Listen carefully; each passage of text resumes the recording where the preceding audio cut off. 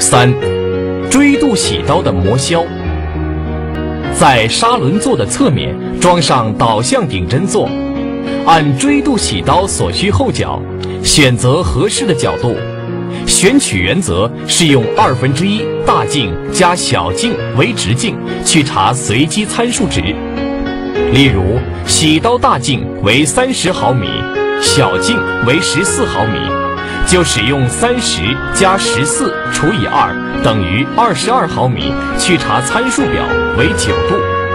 调整导向顶针的位置，使尖端处于砂轮边缘0.5毫米处，并且使顶针高度与空气轴承的主轴中心等高。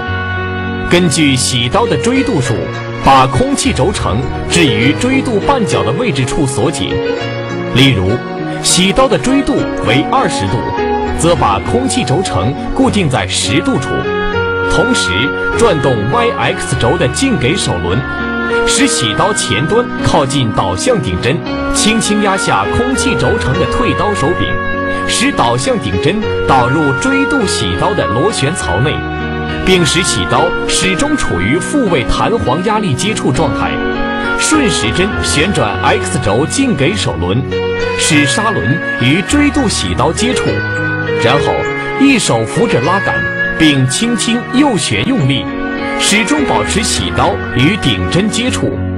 右手转动手轮进行磨削，注意中间不要停顿，直至磨削到螺旋刃的根部。重复上面的动作，使另一螺旋槽与顶针接触。4、角刀的磨削。根据角刀切削部位后角的大小，调整到合适的角度，一般取8到12度。